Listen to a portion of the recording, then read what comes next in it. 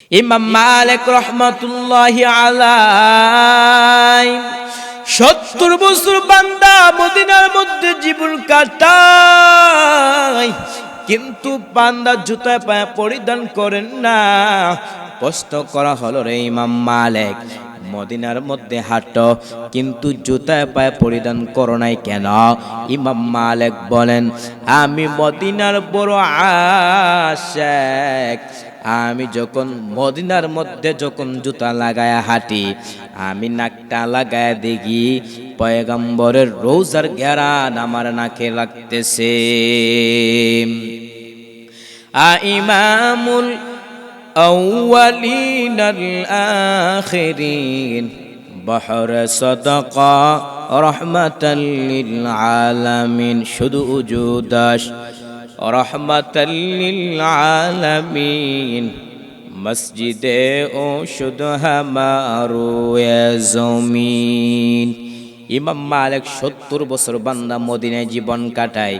বান্দা ইচ্ছা করলে মদিনা থেকে বান্দা মক্কায় গিয়ে হজ পালন করতে পারে, বান্দা উমরা পালন করতে পারে, কিন্তু এত সুযোগ থাকার পরেও বান্দা মদিনা থেকে মক্কায় গিয়ে হজ পালন করে না। ইমাম মালিককে বলা হয়, রে ইমাম মালিক, ৭০ বছর বান্দা তুমি মদিনার মধ্যে জীবন কাটাও, কিন্তু তুমি মক্কায় যাও নাই কেন? ইমাম মালিক বলেন, আমি যদি মদিনা থেকে মক্কায় হজ করতে যাই, আর যদি ওখানে আমার ইন্তেকাল হয়ে যায়, আমি তো মদিনাওয়ালার পাশে থাকতে পারবো না। মরণের চিঠি যখন আসবে আমার, কালেমার তালকিন দিও বারে বার।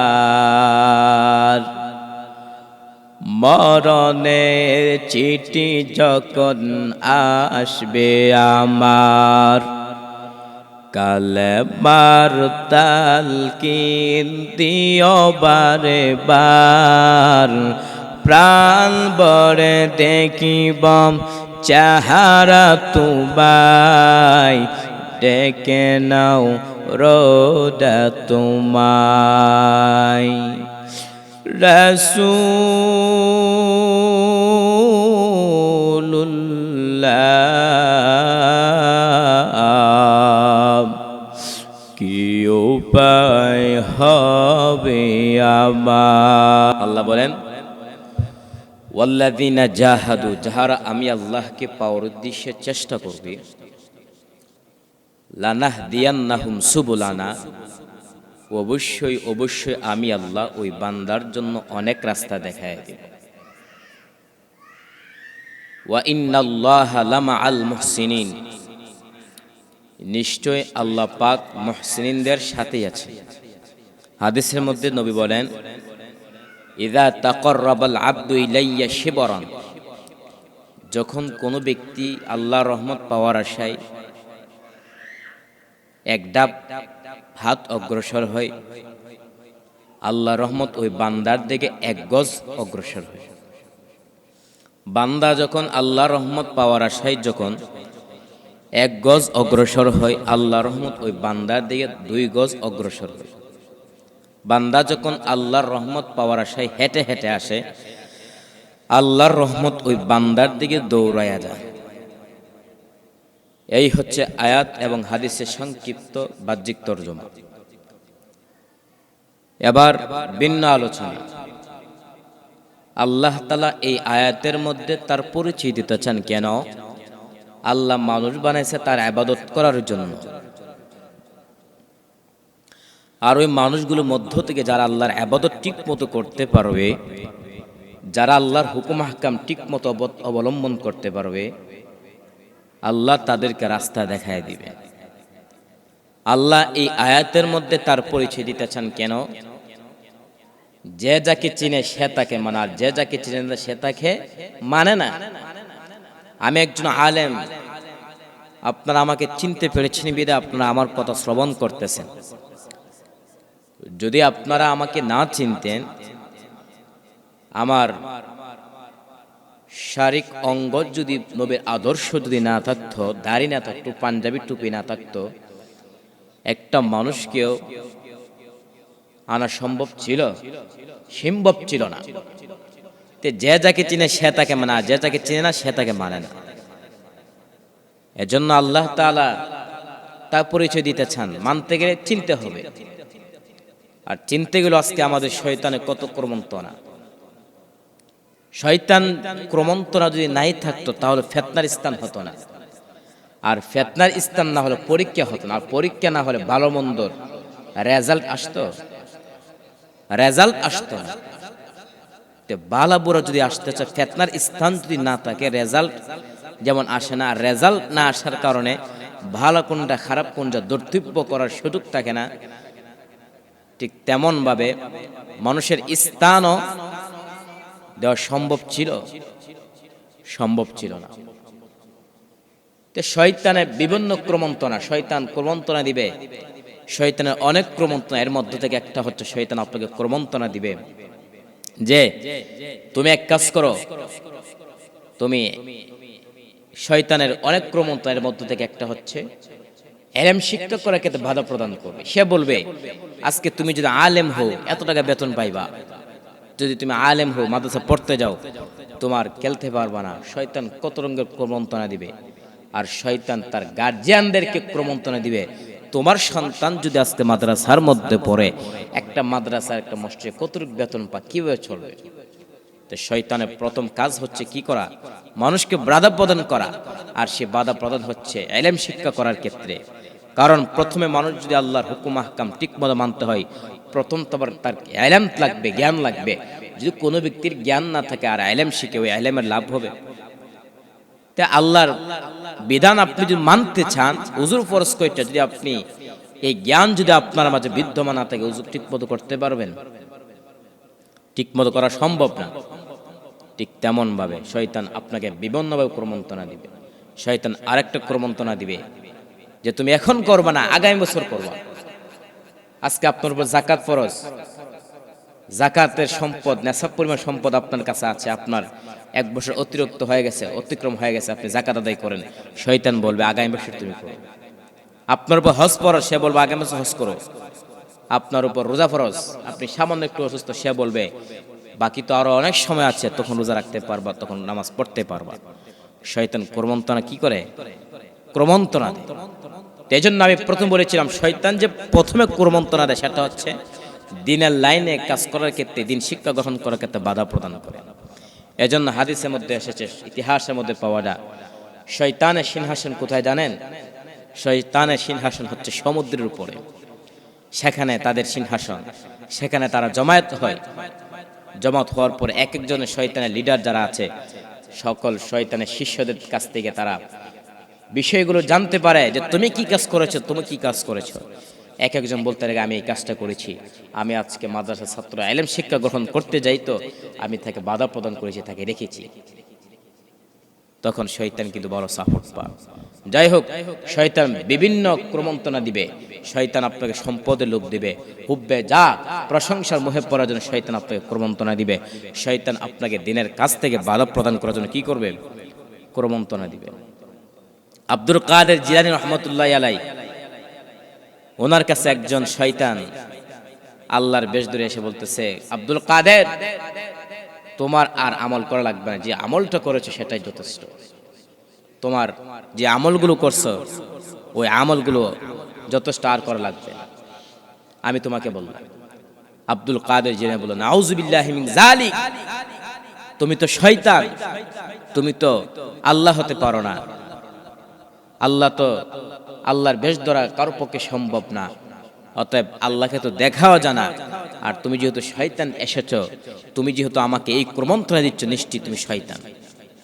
আব্দুল কাদের জিলানীকে দরবেশ বেশে বলে কি করতে হবে না, আর ইবাদত করতে হবে না, তুমি ইবাদত যতটুকু করছো যথেষ্ট হয়ে গেছে। আব্দুল কাদের জিলানী রহমতুল্লাহ বুঝতে পেরেছেন সেটা শয়তান। তো শয়তান আপনাকে বিভিন্ন ব্যবসায় ক্রমন্তনা দেবে। যাই হোক, বলেছিলাম যদি আল্লাহ তাআলা এই আয়াতের মধ্যে তার পরিচয় দিতে চান, কেন বর্তমানে যে যাকে মানে সে তাকে, যে যাকে চিনে সে তাকে মানে, আর যে যাকে চিনে সে তাকে মানে না। আল্লাহর পরিচয় পাওয়ার পরে আল্লাহকে পাওয়ার জন্য চেষ্টা করতে হবে। কিভাবে চেষ্টা করবেন? নামাজের মাধ্যমে চেষ্টা করবেন, রোজার মাধ্যমে চেষ্টা করবেন, যাকাত আদায়ের মাধ্যমে চেষ্টা করবেন, কুরবানি করার মাধ্যমে চেষ্টা করবেন, তারপরে আল্লাহর হুকুম আহকাম মানার মাধ্যমে চেষ্টা করতে হবে। এই যে আপনি নামাজ পড়ে উযু করতেছেন, শীতের মধ্যে উযু করতেছেন, এটা হতো একটা চেষ্টা। এটাকে কোরআনের লাইনে, তরিকা লাইনে কি বলা হয়? মুজাহাদা। আর মুজাহাদা করার পরে বান্দা এমন একটা অবস্থা হয়, বান্দায় শুধু আল্লাহর সাথে তাআল্লুক হয়ে যায়, আল্লাহর সাথে সম্পর্ক হয়ে যায়। বান্দা বাজারে যাচ্ছে, হাঁটতেছে, তখনও বান্দা শুধু আল্লাহ তাআলার ইবাদতের মধ্যে মগ্ন। বান্দা যে কোথায় যাচ্ছে না কেন, তখনও বান্দা শুধু আল্লাহর জিকির নিয়ে মগ্ন। এটাকে কোরআনের লাইনে বলা হয়, তরিকার লাইনে বলা হয় মুরাকাবা। আর মুরাকাবা করতে করতে বান্দার এমন একটা অবস্থা হয়ে যায়, বান্দা বাজারে যাচ্ছে তখনও জিকির করতেছে, বান্দা ইবাদত করতেছে তখনও আল্লাহ তাকে দেখতেছে। এজন্য আল্লাহ বলেন, উবুদুল্লাহ কাআন্নাকা তারা ফাইন লাকুম তাকুম তারা ফাইন্নাহু ইয়ারা। তোমরা এমন ভাবে ইবাদত করো যেন তোমরা আল্লাহকে দেখতে পাও। আর আল্লাহকে যদি দেখতে নাই পাও, তবে অতটুকু তুমি ধারণা করো যে আল্লাহ তোমাকে দেখতেছে। আজকে যদি আল্লাহর সামনে আমরা দাঁড়াতে পারি আর আল্লাহ আমাদেরকে দেখতেছেন, এতটুকু বিশ্বাস নিয়ে আমরা ইবাদতগুলো করি, ইনশাআল্লাহ ইবাদতের মধ্যে কোনো সমস্যা আসতে পারে? কোনো সমস্যা আসবে না। মালিকের সামনে যদি কর্মচারী কাজগুলো করে, মালিক যদি পাশে বসে থাকে কর্মচারীর কাছে, কর্মচারী কাজ করার ক্ষেত্রে কোনো গাফলতি আসে না। ঠিক তেমনভাবে যদি অতটুকু বিশ্বাস নিয়ে আল্লাহ তাআলার কাছে দাঁড়াতে পারি, ইবাদতগুলো করতে পারি, আল্লাহ আমাকে দেখতেছেন, অবশ্যই ইবাদতটা আল্লাহর কাছে কবুল হবে। তাহলে ওই ইবাদত করতে হবে যেন মুশাহাদালান হয়, আপনি ইবাদত করতেছেন যেন আল্লাহকে দেখতেছেন। এটাকে কোরআনের লাইনে, তরিকার লাইনে বলা হয় কি? মুশাহাদা। আল্লাহ তাআলা বলেন, ওয়াল্লাযীনা জাহাদু ফীনা লানাহদিয়ান্নাহুম সুবুলানা। আল্লাহ তাআলা বলেন, যাহারা আমি আল্লাহকে পাওয়ার উদ্দেশ্যে চেষ্টা করবে, লানাহদিয়ান্নাহুম সুবুলানা, আমি আল্লাহ ওই বান্দার জন্য একটা রাস্তা দেখাবো। না না, আমি আল্লাহ ওই বান্দার জন্য অনেক রাস্তা দেখা দেই। সাবিল এক বচন, তার বহু বচন হচ্ছে সুবুল। সাবিল এক রাস্তা, তার বহু বচন হচ্ছে সুবুল, অনেক রাস্তা। আপনি চেষ্টা করেন না, শুরু করেন, আল্লাহ আপনাকে অনেক রাস্তা দেখা দেয়। যারাই যেভাবে চেষ্টা করেছে তারা আল্লাহর কাছে দামি হয়ে গেছে। নবী আমার সাহাবায়ে কেরামের সামনে বসা, সাহাবায়ে কেরামের সামনে মজমা অবস্থায় গোল করে একটা রেখা টানলো, একটা সোজা রেখা টানলো। ওই রেখার সোজা রেখার ডানে বামে আরো কয়েকটা দাগ দিল। নবী আমার সাহাবায়ে কেরামকে বললেন, ও সাহাবায়ে কেরামের দল, এই যে সোজা রাস্তা সেটাই হলো ইহদিনাস সিরাতাল মুস্তাকিম, ওই রাস্তাটাই হলো সঠিক রাস্তা। তুমি যেই দিকে যাও না কেন, তখনও তুমি সোজা রাস্তার মধ্যে চলতে পারবা, চলে যাইতে পারবা। আর নবীর উম্মত, যদি আমি আপনি আল্লাহকে পাওয়ার উদ্দেশ্যে চেষ্টা করতে পারি, তাহলে কি আল্লাহকে পাওয়া সম্ভব কিনা? আর নবীর উম্মত, ইমাম মালিক রাহমাতুল্লাহি আলাইহি একটা ঘটনা পড়ি। নবীকে কত মহব্বত করেছেন, নবীকে কত মহব্বত করেছেন, নবীর জন্য কত পাগল। ইমাম মালিক রাহমাতুল্লাহি আলাইহি 70 বছর বান্দা মদিনার মধ্যে জীবন কাটায়, কিন্তু বান্দা জুতা পায়ে পরিধান করেন না। প্রশ্ন করা হলো, রে ইমাম মালিক, মদিনার মধ্যে হাঁটো কিন্তু জুতা পায়ে পরিধান করো নাই কেন? ইমাম মালিক বলেন, আমি মদিনার বড় আশিক। আমি যখন মদিনার মধ্যে যখন জুতা লাগায়া হাঁটি, আমি নাকটা লাগায় দেখি পয়গম্বরের রোজার ঘেরান আমার নাকে লাগতেছে। ইমামুল আউয়ালিন আল আখিরিন বহর সাদাকা রাহমাতাল লিল আলামিন। শুধু উজুদাস রাহমাতাল লিল আলামিন, মসজিদে ও শুধু হামারো এ জমিন। ইমাম মালিক 70 বছর বান্দা মদিনায় জীবন কাটায়। বান্দা ইচ্ছা করলে মদিনা থেকে বান্দা মক্কায় গিয়ে হজ পালন করতে পারে, বান্দা উমরা পালন করতে পারে, কিন্তু এত সুযোগ থাকার পরেও বান্দা মদিনা থেকে মক্কায় গিয়ে হজ পালন করে না। ইমাম মালিককে বলা হয়, রে ইমাম মালিক 70 বছর বান্দা তুমি মদিনার মধ্যে জীবন কাটাও, কিন্তু তুমি মক্কায় যাও নাই কেন? ইমাম মালিক বলেন, আমি যদি মদিনা থেকে মক্কায় হজ করতে যাই আর যদি ওখানে আমার ইন্তেকাল হয়ে যায়, আমি তো মদিনাওয়ালার পাশে থাকতে পারবো না। মরণের চিঠি যখন আসবে আমার, কালেমার তালকিন দিও বারে বার। মরণের চিঠি যখন আসবে আমার, কালেমার তালকিন দিও বারে বার। প্রাণ ভরে দেখিব চেহারা তোমায়, ডেকে নাও রোদা তোমায়।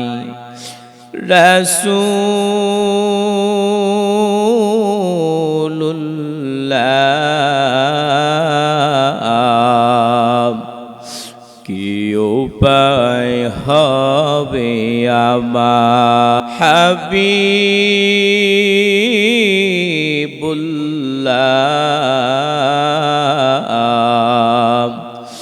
কি উপায় হবে আমার। ওই মদিনার পথের ধুলি মাখতাম আমি ফেলে সুরমা বলি, ওই মদিনার পথের ধুলি মাখতাম আমি ফেলে সুরমা বলি। ফিরে পেত নয়ন নূরের আধার, ডেকে নাও রোজা তোমায়।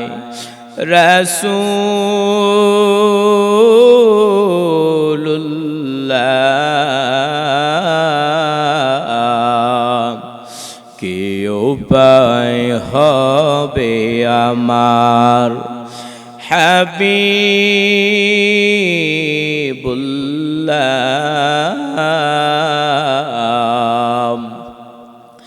কি উপায় হবে আমার।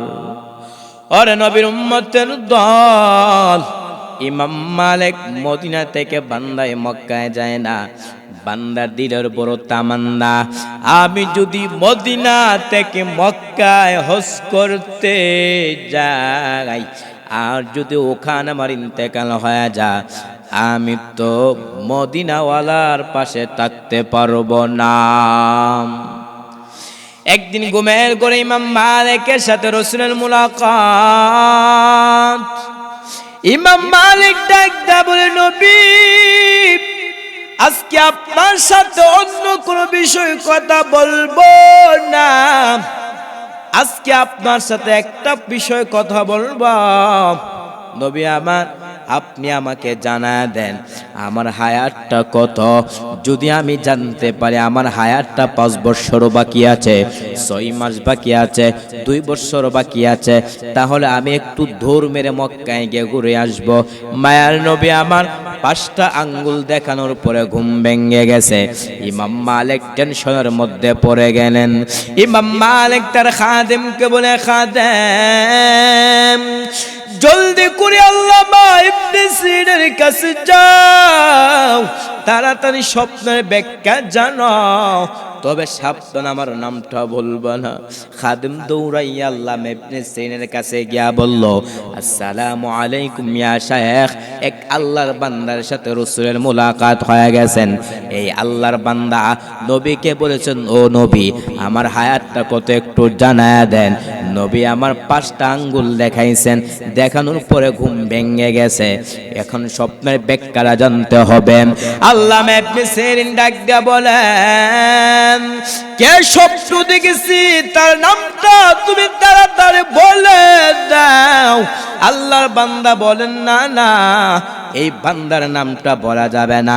আল্লামা ইবনে সিরিন বলেন, তাহলে ওই ব্যক্তির স্বপ্নে ব্যাখ্যা দেওয়া যাবে না। খাদেম দৌড়াইয়া ইমাম মালিককে বলল, ইমাম মালিক, আপনার নাম না বলে স্বপ্নের ব্যাখ্যা দেওয়া হবে না। ইমাম মালিক বলেন, যাও জলদি করে যাও, আমার নামটা তুমি বলে দাও, তারপরও তুমি স্বপ্নের ব্যাখ্যাটা জেনে নাও।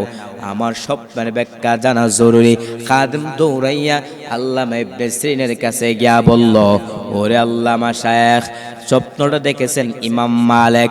ইমাম আল্লামা ইবনে সিরিন বলেন, আমিও মনে মনে ভেবেছিলাম যে মনে হয় এই স্বপ্নটা ইমাম মালিক ছাড়া কেউ দেখে নাই। আল্লামা ইবনে সিরিন বলেন, নবী আমার 5টা বিষয় সম্পর্কে জানে না, আল্লাহ ছাড়া কেউ জানে না। আল্লাহ তাআলা বলেন, কুল লা ইয়ালামু মান ফিস সামাওয়াতি ওয়াল আরদিল গায়বা ইল্লাল্লাহ।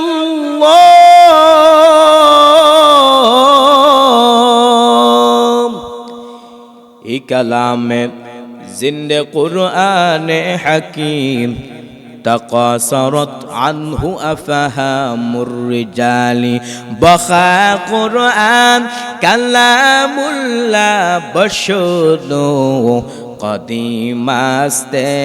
কদিমাস্তে নয় কমাশু। আল্লামা ইবনে সিরিন বলেন, আল্লাহ তারা 5টা বিষয় আল্লাহ সারা দুনিয়ার মধ্যে 5টা বিষয় সম্পর্কে কেউ জানে না। 1 নম্বরে, একটা মানুষ কখন দুনিয়া থেকে বিদায় নিয়ে যাবে কে জানে। ওই স্বপ্ন ব্যাখ্যা জানার পরে ইমাম মালিক আর মদিনা থেকে আর মক্কায় যায় না। নবীর কত পাগল হবেই না কেন? আজকে আমরা দুনিয়ার পাগল হয়ে গেলাম। দুনিয়ার পাগল না হয়ে যদি আমরা আল্লাহর পাগল হইতে পারতাম, তাহলে আমাদের জীবনটা সফলতা চলে আসতো। আজকে তো আমরা শুধু ইনকামের চুস্তি, অথচ কাসেম নানতুবি রহমাতুল্লাহি আলাইহি কেমন বুজুর্গ ছিল। কাসেম নানতুবি রহমাতুল্লাহি আলাইহি তিনি বলেন, আমি ছাপাখানা কিতাব সংশোধনের কাজে নিয়োজিত ছিলাম। আমাকে প্রত্যেক মাসে 10 টাকা করে দেওয়া হতো। কয়েক মাস পরে আরেক অন্য জায়গা থেকে আমার ইনভাইট এসেছে, আমাকে প্রত্যেক মাসে 300 টাকা দিবেন। আমি কাসেম নানতুবি বললাম, প্রত্যেক মাসে আমি 10 টাকা করে বেতন পাই, 5 টাকা আমার পারিবারিক খরচ হয়, বাকি 5 টাকা থেকে যা। এখন যদি আমি 300 টাকার বেতনে কাজ করি, তাহলে 295 টাকা বেঁচে যাবে। আমি টাকাগুলো কোথায় ব্যয় করব? টেনশনে পড়ে যেতাম। ওরে বান্দা, কাসেম নানতুবি তো একটা মানুষ ছিল, তুমিও তো একটা মানুষ। কাসেম নানতুবি তো দুনিয়ার প্রতি এত লোভী ছিল না। আজকে তুমি কেন লোভী হইলা? শুধু লোভ আর লোভ। এমন লোভ হয়ে গেছে, আমরা কুকুরের মতো হয়ে গেছি। কুকুর যেমন হিসাব করতে পারে না কোনটা ভালো কোনটা খারাপ, শুধু খাম করে, আজকে মানুষও হয়ে গেছে কুকুরের মতো। কুকুর মতো হলে চলবে?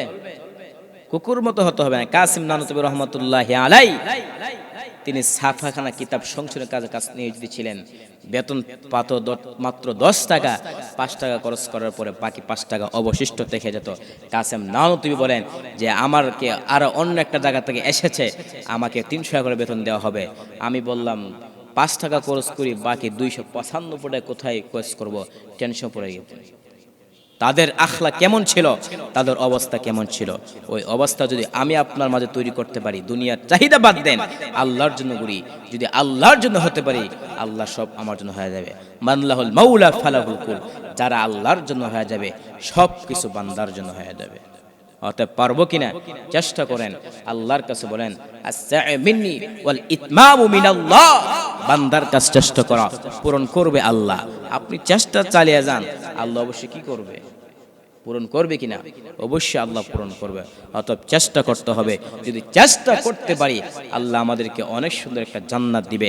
জান্নাতটা কেমন নিয়ামত, আল্লাহ রাসূল বলেন, আমার আল্লাহ হাদিসে কুদসিতে বলেন, আ'আদাতু লি ইবাদিয়াস সালিহিন মা লা আইনুন রাআত ওয়ালা উযনুন সামিআত ওয়ালা খাতারা আলা কলবি বাশার। আমার আল্লাহ তাআলা হাদিসে কুদসিতে বলেন, জান্নাতটা এমন একটা সুন্দর করে প্রস্তুত রেখেছি, মা লা আইনুন রাআত, পৃথিবীর কোনো চোখ ওই জান্নাতটা দেখে নাই, ওয়ালা উযনুন সামিআত, পৃথিবীর কোনো কর্ণ শ্রবণ করে নাই, ওয়ালা খাতারা আলা কলবি বাশার, পৃথিবীর কোনো অন্তর উপলব্ধি করতে পারে নাই। জান্নাতটা কেমন হবে, ওই জান্নাতটা আমার জন্য আপনার জন্য আল্লাহ বানাইয়া রাখছেন। ওই জান্নাতের অধিপতি যদি হইতে পারি, আল্লাহ অবশ্যই আমাদেরকে সফলতা দান করবে কিনা, অবশ্যই সফলতা দান করবে। আর বান্দা যদি আল্লাহর সফলতা আমরা হাসিল করতে পারি, সফলতা লাভ করতে পারি, বান্দা জাহান্নাম থেকে বাঁচা সম্ভব।